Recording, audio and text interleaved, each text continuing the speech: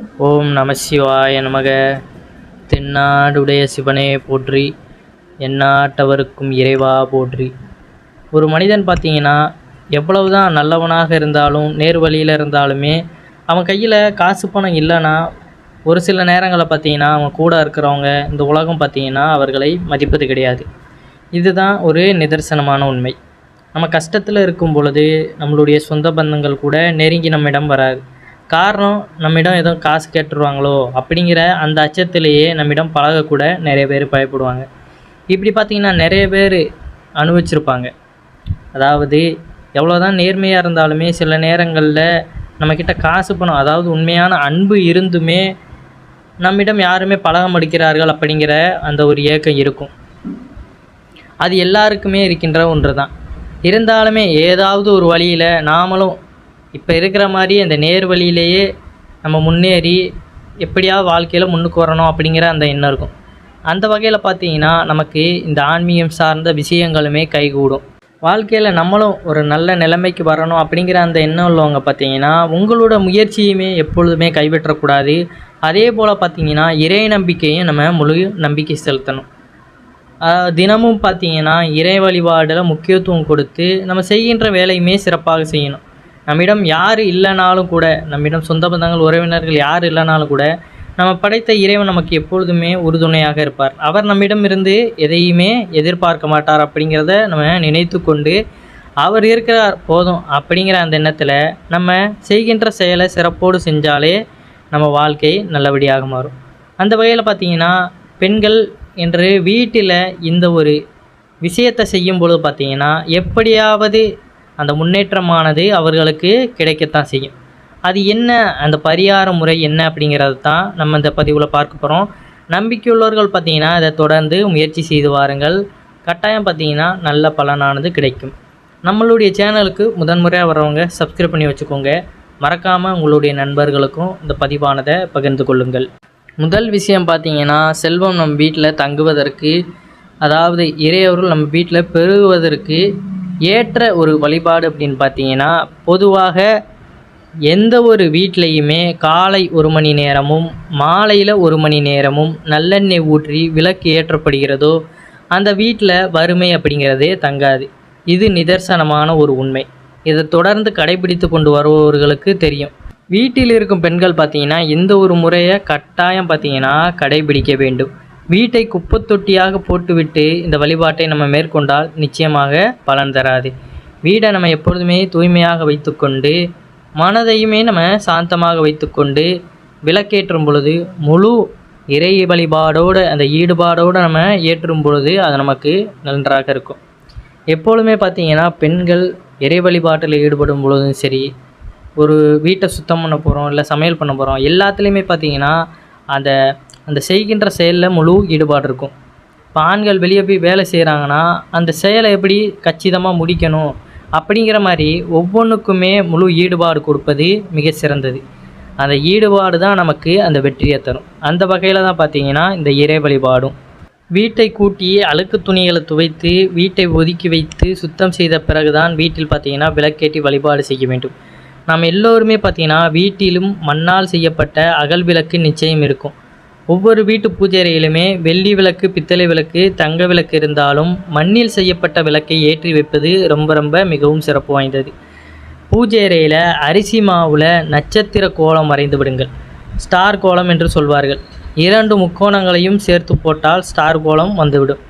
இது முருகனுக்கு பார்த்திங்கன்னா மிகவும் உகந்த கோலமாக சொல்லப்படுகிறது. முருகப்பெருமானுக்கு இதில் அருங்கோணங்கள் இருக்கிறது. பச்சரிசி மாவில் ஸ்டார் கோலம் போட்டுட்டு அதற்கு நடுவில் பார்த்திங்கன்னா ஒரு மண் அகல் விளக்கை வைத்து நல்லெண்ணெய் ஊற்றி திரி போட்டு நம்ம விளக்கேற்றி நம்ம வழிபாடு செய்யும்பொழுது பார்த்திங்கன்னா அது முருகப்பெருமானுக்கு மிகவும் உகந்ததாக கருதப்படுகிறது. இதனால் பார்த்திங்கன்னா முருகப்பெருமானுடைய மனமுருகி நம்மளுடைய வேண்டுதல்கள் எதுவாக இருந்தாலுமே அது நமக்கு நிலைக்கும் அப்படிங்கிறதான். உங்கள் வீட்டில் உள்ள வறுமையுமே குறைந்து செல்வ வளம் அதிகரிக்கும் என்பது நம்பிக்கை. நம்ம எத்தனையோ வழிபாடு முறைகளை செய்து வரோம். அந்த வகையில் பார்த்திங்கன்னா சில வழிபாடுகளை நம்ம செய்ய முடியாது. வீட்டில் இருந்தே பெண்களுக்கு ஈஸியான வழிபாடு, கோயிலுக்கு செல்ல முடியாதவங்க இந்த வழிபாடு மிக எளிமையான பரிகாரம் தான். தினமும் இந்த விளக்கை ஏற்ற வேண்டும். கோலம் கலையாதவரை அது அப்படியே இருக்கட்டும். வாரம் ஒரு முறை பார்த்திங்கன்னா அந்த கோலத்தை எல்லாம் சுத்தம் செய்துவிட்டு புது கோலம் போட்டு விட்டால் போதும். மண் அகல் விளக்கில் பார்த்திங்கன்னா எப்போதும் போல் தீபமேற்றி வைத்துவிட்டு வழிபாடு செய்யுங்கள். வழிபாடு பார்த்திங்கன்னா இவ்வளோதான். அந்த அருங்கோணத்தில் இந்த தீப ஒளியின் வெளிச்சம் பிரகாசமாக பட உங்களுடைய வீட்டில் உள்ள வறுமை என்னும் இருள் நீங்கி பிரகாசமான செல்வ வளம் அதிகரிக்க தொடங்கும். இது பார்த்திங்கன்னா முழுக்க நம்ம நம்பிக்கையின் அடிப்படையில் செய்யும் பொழுது கைகூடி வரும். நம்ம அதிகாலையில் பார்த்திங்கன்னா விளக்கேற்றி வழிபாடு செய்வோம்.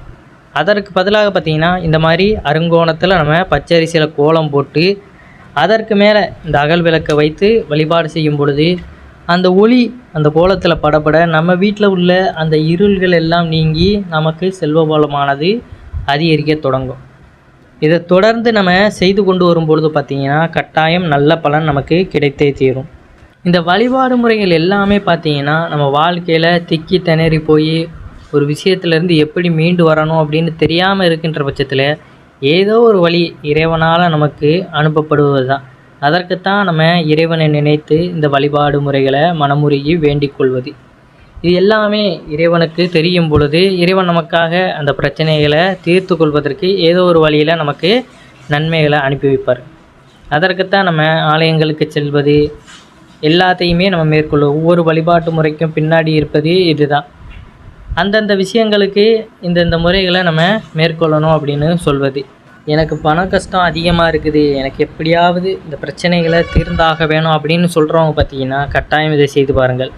தற்சமயம் தீர்க்க முடியாத பண கஷ்டத்தில் நீங்கள் இருக்கிறீர்கள், கடன் சுமையால் அவதிப்படுகிறீர்கள் என்னும் பட்சத்தில் பார்த்திங்கன்னா இன்றைக்கே இந்த வழிபாட்டை வீட்டில் தொடங்கி விடுங்கள்.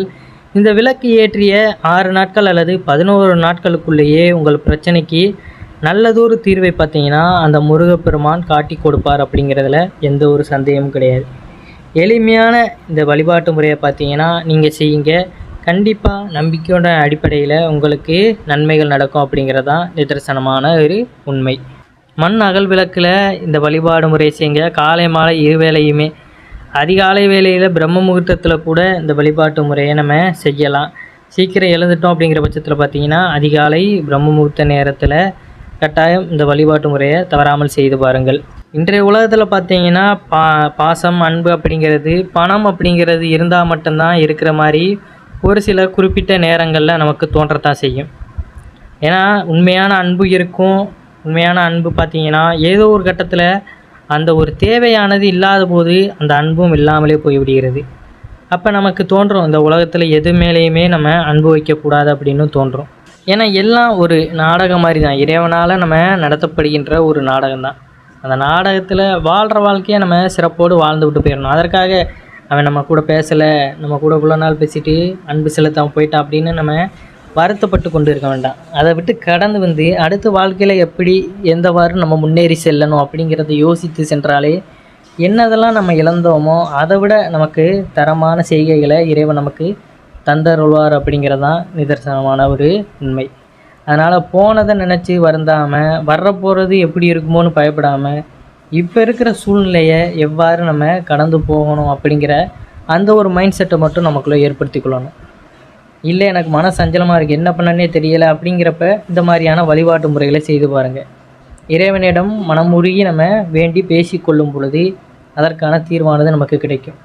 சில பேருக்கு எதனால் எதுவுமே கிடைக்க மாட்டேங்குன்னு புலம்பிக்கொண்டு வாழ்க்கையில் அந்த வேதனையிலே வாழ்ந்துக்கிட்டு இருக்காங்கன்னா எதையுமே முயற்சி செய்வது கிடையாது தான்.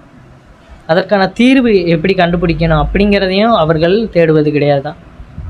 ஒன்று நம்ம இறைவனிடம் அந்த மனமுருகி வேண்டி வழிபாடு முறையில் செய்யும்போது ஏதோ ஒரு வழியில் நமக்கு தீர்வு வரும். அந்த தீர்வு அப்படிங்கிறத அவர் கொடுத்தாலுமே செயல் அப்படிங்கிறது நம்ம கையில் தான் இருக்குது. இப்போ வேலைக்கு போனால் தான் அந்த ஊதியமானது நமக்கு கிடைக்கும். அந்த வகையில் நம்ம இப்போ வேலை இல்லாமல் இருக்கிறோம், இறைவனிடம் நம்ம வேண்டுறோம் அப்படிங்கிற பட்சத்தில் ஏதோ ஒரு வேலை நமக்கு கிடைக்கிது. அந்த வேலையை பார்க்கும் பொழுது தான் நமக்கான அந்த ஊதியமும் நமக்கு கிடைக்கும். இந்த மாதிரி தான் உடனே நம்ம வீட்டில் இருக்கிறோம், இந்த வழிபாடை செய்கிறோம், அவ்வளோதான் நமக்கு காசு இறைவன் கையில் வந்து கொடுத்துருவார் அப்படிங்கிற மாதிரிலாம் எண்ணத்தில் நம்ம அதை செய்யக்கூடாது. நமக்கு தேவையான ஏதோ ஒரு நல்ல விஷயம் பார்த்திங்கன்னா அவர் மூலியமாக ஏதோ ஒரு ரூபத்தில் வரும். இதை மட்டும்தான் நம்ம நம்பி இதில் இறங்கணும்.